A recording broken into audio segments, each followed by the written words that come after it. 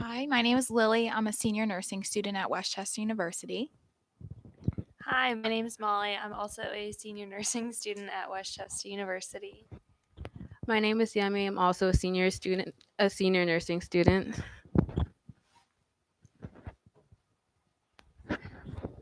Hi, my name's Alyssa. I'm a senior nursing student as well. Hi, my name is Adessa Flack, and I'm a doctorate student studying clinical psychology. I'm Chrissy Gilliam. I work for the Chester Life Program. I'm a family support specialist. Okay, all right, thank you. So, we're going to talk about stress management today. So, kind of going into what stress is, what do you think stress is and what stress management looks like? Me? Yeah. Being overwhelmed with everything, just kind of being bombarded with life and not knowing how to handle Okay, yeah, that's a really good definition. it. So we found one definition that we thought kind of encompassed a lot. So stress is the body's non-specific response to any kind of demand that's made upon it. So stressors can be physical or psychological. A lot of times we like to think that it's psychological, but there's physical stress too when you're, whether it's working out or you're working long hours. At your job or at school. So there is a physical component just as much as the psychological component. So any stressor, whether it's good or bad, produces some kind of biologic response in the body. Um, a lot of times people like to think that stressors are only bad, but there are good stressors. So some stressors do provide interest and purpose to life. So an example of this, for example, nursing students, if we have an exam coming up, we need some kind of stress to motivate us to want to study instead of being passive and not doing anything to work towards the goal of passing the exam. However, too much of this stress can cause distress, and that's where maybe negative coping mechanisms come in and it starts to become, what did you say, overwhelming? Okay. So then on the flip side, the stress management part where we kind of get control of the stressors that lead to the distress. Stress management is the ability to experience appropriate emotions and positive ways to cope with the stress. So people who manage stress in healthy manners are said to be flexible and use a lot of different kinds of coping techniques and mechanisms. So the ability to use these management techniques and strategies can improve the stress-related medical conditions that can occur due to prolonged stress over time, and it really does increase overall functioning and quality of life. So, factors that resist the effects of stress, this just means things that you can do to combat the stress and stressors in your life. Physical health is a really big one. I know there's a huge yoga movement right now. So, any kind of getting up and moving around. So if you want to run or you want to walk, I personally don't like to run, so I like going for walks outside. So it's always good to get moving. Having a strong sense of self, so self reflecting. Uh, a lot of people, I think I read in a study, 90% of people in the world follow some kind of religious or spiritual system. So that's a big component for a lot of people. Having optimism and kind of that positive psychology. Having hobbies and outside interests. This could be anything from running, which would correlate to the physical health, or if you like knitting or reading or going out and getting dinner with friends.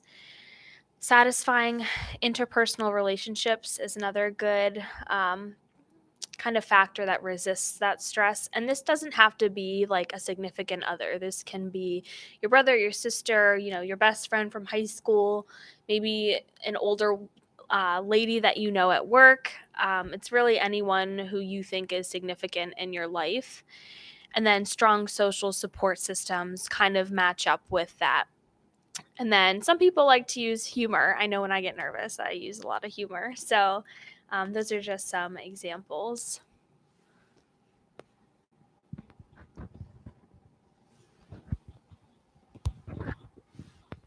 So now we're going to move on to how stress presents itself in us. So basically, there's two different types of stress. There's an acute stress and then there's prolonged stress. There is a correlation between the two. Typically speaking, in a stressful situation, you'll have that acute stress, but over a long period of time, if you don't take care of yourself, you don't use stress management skills, it can lead to prolonged stress. So acute stress typically will activate your fight or flight mode in you, whereas prolonged stress is a maladaptive response or a response that has happened over a long period of time. So this is just broken down into acute stress and prolonged stress, but what you'll see is that the things on the acute side event over a long period of time will cause the prolonged stress. So apprehension eventually will cause chronic anxiety or panic attacks without those stress management skills. Unhappiness and sorrow can lead to depression, chronic pains, sleep disturbances. A decreased appetite can lead to weight loss. And another prolonged stress would be weight gain as well.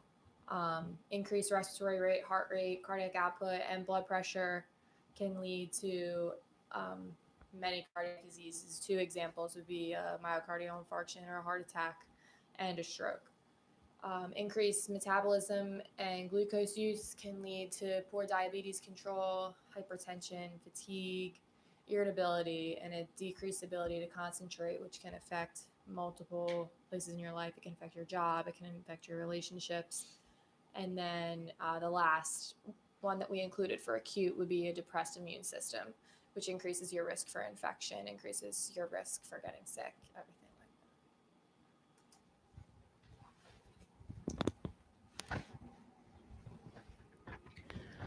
So it's important to cope with stress because stress not only affects you mentally, but a physical toll on your body. And finding a productive and safe way to cope with that stress can help prevent the mental and the physical side effects of stress. And so there are many different ways that people find ways to cope with stress, and not one way will work for everybody. So it's kind of like it's not a one size fits all approach to coping with stress. So some behavioral techniques or relaxation techniques could be meditation, which includes formal meditation like prayer, guided imagery. And so a person is guided through a series of images to promote relaxation. And these images vary depending on the individual. So one person may be thinking of the beach as a relaxing place, and another person, like their home or being with their family, could be relaxing. You could also use breathing exercises to decrease rapid breathing and promote relaxation. There's progressive muscle relaxation and physical exercise like yoga, walking, or riding your bike, and that will release endorphins that will lower anxiety, promote relaxation, and have antidepressant effects. And another way to relax or to cope with stress is to journal, and this allows for therapeutic release of stress, and it also allows you to just be real with yourself, because sometimes it's hard to open up to other people, and so it's just your opportunity to really process everything and like get it all out on paper and just see what's going on instead of keeping it all in your head. And like the site says, it can help the individual identify the stressors and make specific plans on how to decrease those stressors. So while we're talking about coping with stressors, I'd like everybody that's listening or here to just take a second and center yourself and just be in this moment and take a deep breath in. Hold it and release. Take a deep breath out. And that's one example of how you can just, whenever you're feeling stressed out and wherever you are, just recenter yourself and give yourself 5 seconds to reset. Breathing is shown to promote oxygenation as well as calm you down. So that's something that is not only a health benefit, but psychologically can reset you. So that's really helpful, and it's so simple. But to continue on, another technique to help cope with stress would be priority restructuring. So the person can learn to prioritize differently to reduce the number of stressors affecting them. So this one example would be a person who's overworked might delegate at their job other tasks for the people that they work with, so they're not taking on a huge load of work. But for somebody who's a mom or a student, so for a mom, asking their significant other or their children to help them out around the house instead of taking all responsibility onto themselves. So, really utilizing the people in your life to help you and get you through certain situations. As well as a student, maybe asking their friends to help them study. So, setting clear priorities and not being afraid to ask people for help to achieve those priorities. The next technique is mindfulness. So the person is encouraged to be mindful of their surroundings using all of their senses, such as the relaxing warmth of sunlight or the sound of a breeze blowing through the trees. So an example for right now would be, since we're all sitting in chairs, having your feet placed firmly on the ground, feeling the support of the chair against your back, paying attention to the humming of the air conditioner. Those are just really simple things, like paying attention to where you are, even if it's just in a plain room, that really center you and make you kind of connect mind to body. Another example of mindfulness would be more psychological. So if you're having a negative thought, reframing that into something that can be more positive. So the example listed is, oh, the elevator's broken, I'm going to have to use the stairs. But you could think of that as, wow, what a great opportunity for some exercise that I never planned today. So that's also can be considered cognitive behavioral therapy, learning to constantly remonitor and change your thoughts, which then affects your affect and your behavior. But it's also just simple mindfulness, being conscious of what you're thinking of and trying to consciously change how you're thinking, because when you change how you're thinking, it changes your behavior and also how you're feeling. And then finally, assertiveness training. So this is kind of unique because I think when we think of stress management, we don't always think of kind of being straightforward with other people and setting our own personal boundaries. We just think of relaxation, relaxation. Well, sometimes it's nice to take action as well. So, assertiveness training is basically teaching the individual to assert their feelings by describing a situation or behavior that causes them stress and then stating their feelings about the behavior and then making a change. So, for example, the individual states, when you telling me what to do, I feel angry and frustrated. I need to try making some of my own decisions. So, certain situations where somebody is doing something to upset us or affect us, it can be really therapeutic to have a rational conversation where you express your feelings and your desire to do something on your own. So, that would be assertiveness training. So this is just a video kind of explaining how stress can work in your life and more of a visual representation of how stress can look.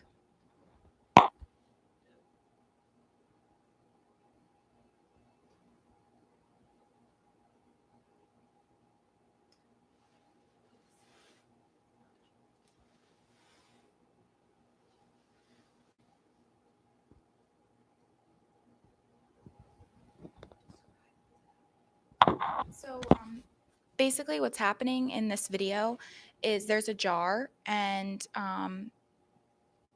the jar is going to be full of different contents, and the contents that go inside the jar are different sizes. So first they poured in ping pong balls, and then after the ping pong balls, which are larger, they put in beads.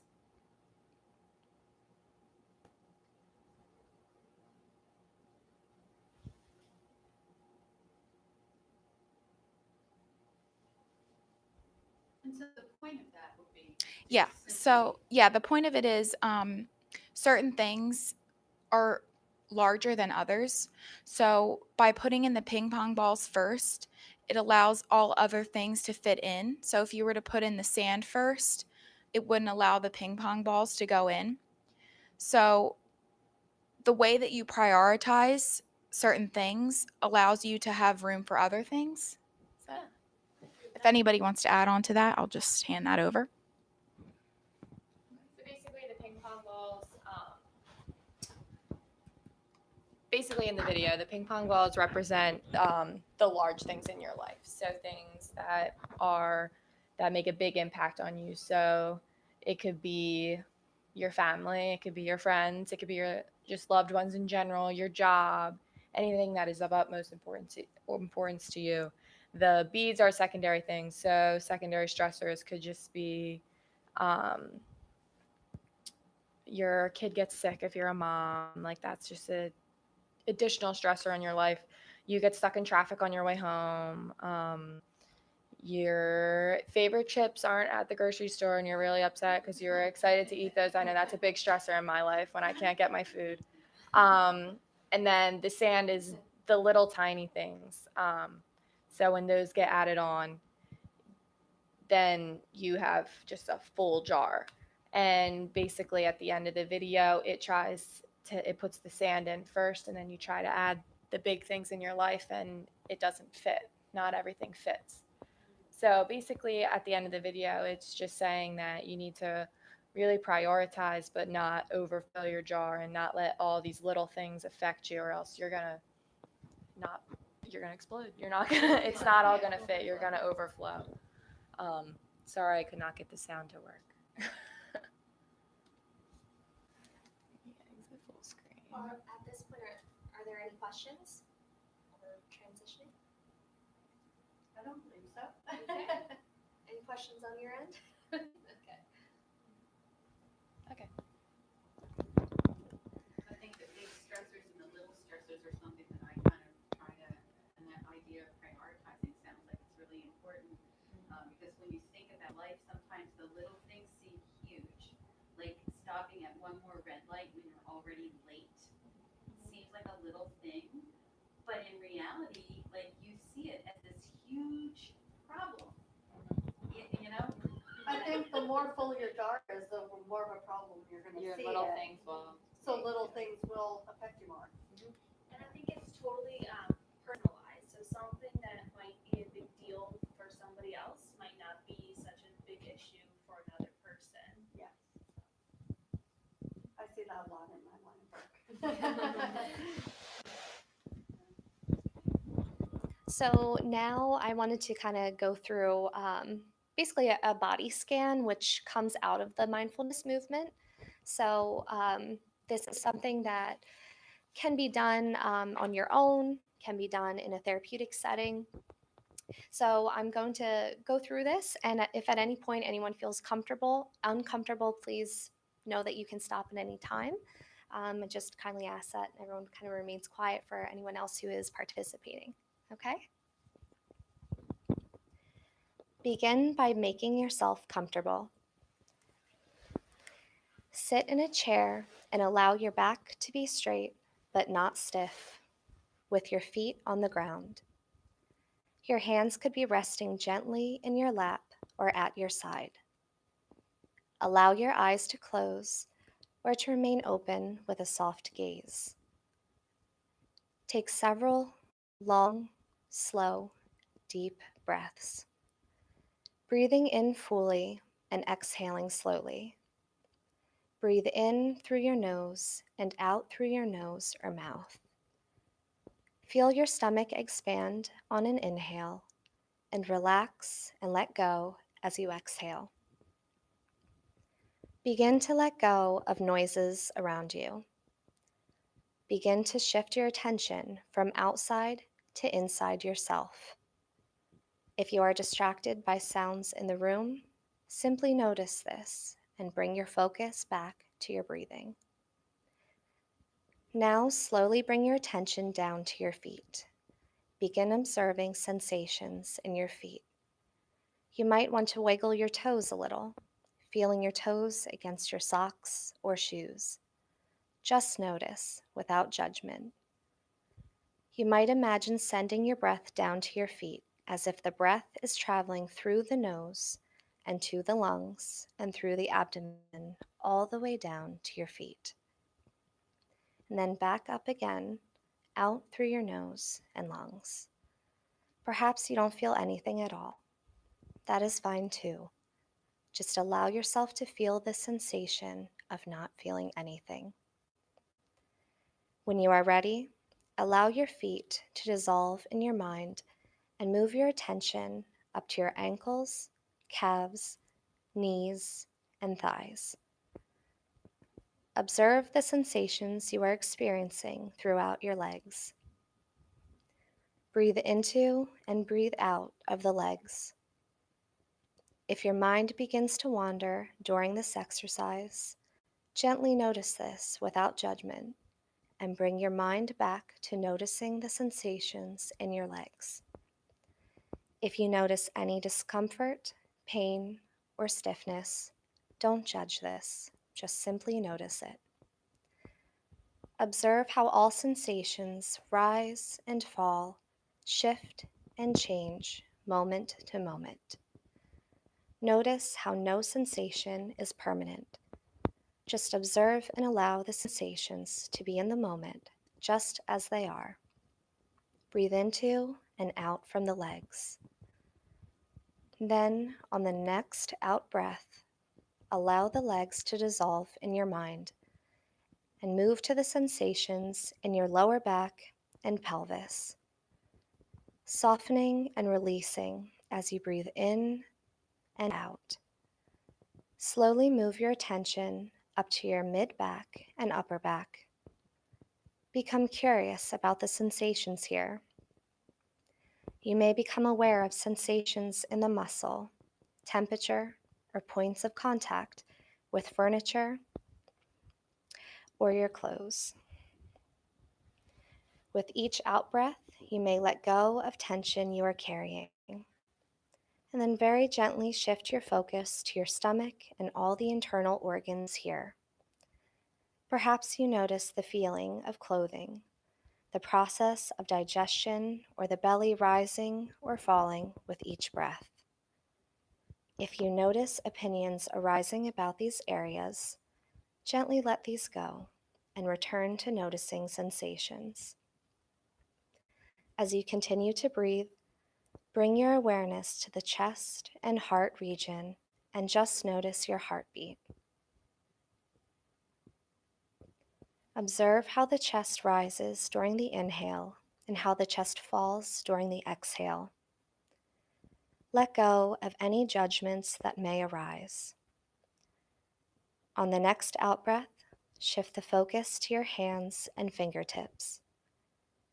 See if you can channel your breathing into and out of this area as if you are breathing into and out from your hands. If your mind wanders, gently bring it back to the sensation in your hands. And then on the next out breath, shift the focus and bring your awareness up into your arms.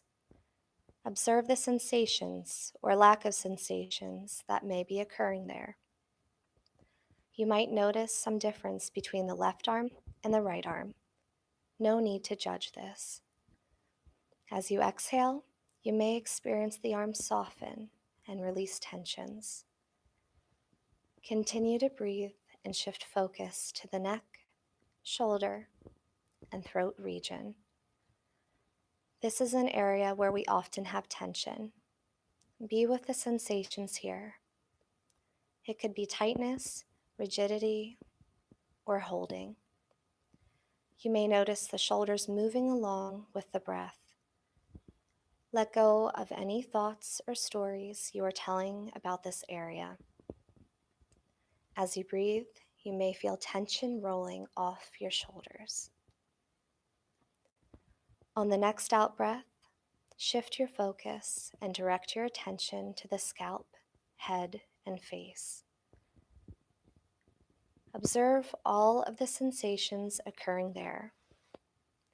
Notice the movement of the air as you breathe into or out of the nostrils or mouth. As you exhale, you might notice the softening of any tension you may be holding. And now, let your attention expand out to include the entire body as a whole. Bring into your awareness the top of your head, down the spine to the bottom of your toes. Feel the gentle rhythm of the breath as it moves through the body.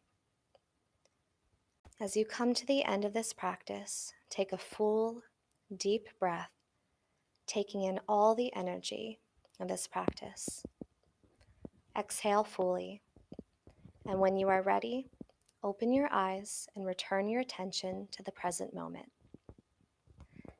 As you become fully alert and awake, Consider setting the intention that this practice of building awareness will benefit everyone you come into contact with today.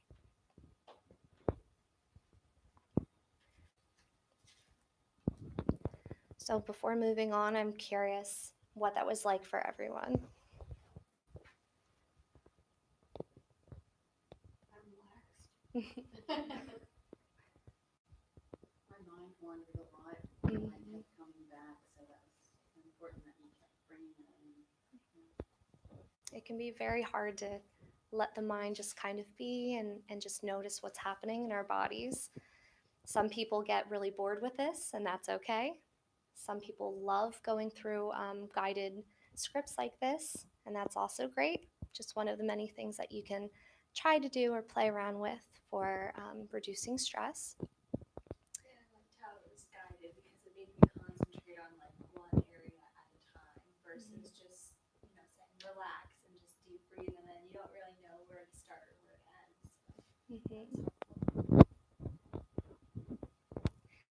So I did include some other additional resources for managing stress. One of them, of course, is seeking therapy if stress becomes too overwhelming. I did include that YouTube can be a really great resource. If you did love this exercise, you can actually find a lot of guided meditations right on YouTube. And I am a person who loves apps for my phone, so I did include some apps up there too.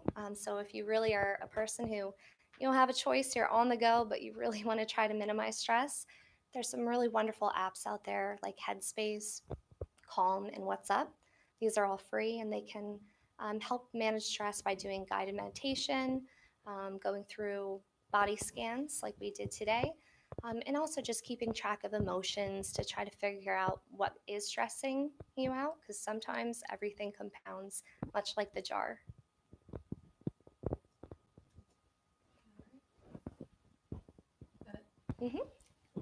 Yeah. Any questions for live? No? Okay. So as we're talking about stress, though, I think I kind of say that I would like to do this, and is it like a practice that you would like do? Like, do you have to do it like every day, or? In terms of the research regarding like mindfulness, 20 minutes a day minimum as a practice is when you really start to see changes in the actual structure of the brain. So you can basically rewire your brain to be more calm. I know that's hard for a lot of people to do 20 minutes. It can be at any point in the day. Some people can only have 5 minutes here right when they're getting up in the morning, and then maybe 10 minutes on a car ride. That's fine. Honestly, even just taking a few minutes out of your day to just check in with yourself can be really helpful. That's good. Sometimes it's like, like there's two parts of like the stress management, like the relaxation piece, but also just to be aware when you're getting stressed. I think that's the hardest part for me. Like, oh yeah, like I'm like gripping the wheel. I think I'm stressed. Yeah.